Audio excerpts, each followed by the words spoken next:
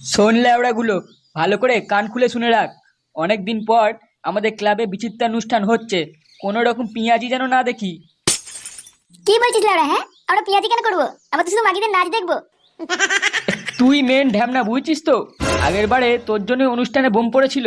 চোদনা, অনেক দিন পর আমরা টুম্পাকে নিয়ে আসবো। কোনো রকম গাঁড় পিঁয়াজি যেন না দেখি তোদের। আরে পল্টুদা, তুমি অত চিন্তা করো না। এবারে অনুষ্ঠান ভালো করেই হবে, তুমি দেখে নিও। ভালো করে হলেই ভালো।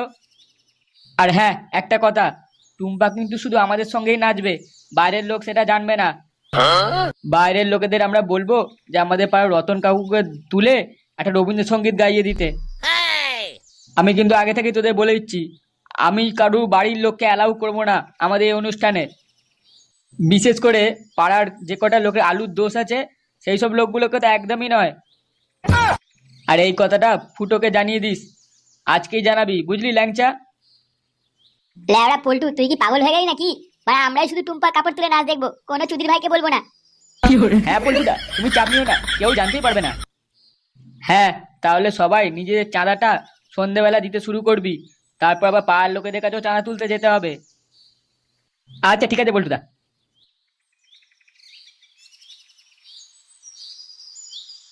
আরে এই মদন, তোর বালের চায়ের দোকানে কি আর চা বানাবি না নাকি? এই দেখো কাকা, তুমি আমার চায়ের দোকানকে বালের দোকান বলবে না। এক তো ধারে চা খাও, আবার উল্টে আমাকে গালাগাল দাও।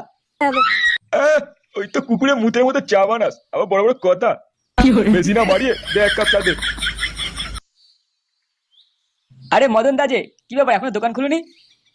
আরে ল্যাংচা তুমি? হ্যাঁ হ্যাঁ, এই দোকান খুলবো। তো তুমি যাচ্ছ কোথায়? একটু দাঁড়াও, আমার দোকানে একটা চা খেয়ে যাও। আরে না না মদন দা, এখন একটু সময় নেই। আমাদের ক্লাবে একটি নাচের অনুষ্ঠান হবে। কি বলছো, নাচের অনুষ্ঠান তোমাদের ক্লাবে? আরে হ্যাঁ বাড়া হ্যাঁ, আমাদের ক্লাবে বিচিত্রানুষ্ঠান। নতুন নতুন সিঙ্গার, নতুন নতুন ডান্সার নিয়ে আসবো আমরা।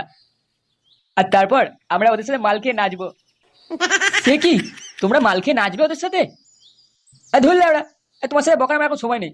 সরো তো, তুমি বেশি গাড় মারিও না। আমি গেলাম।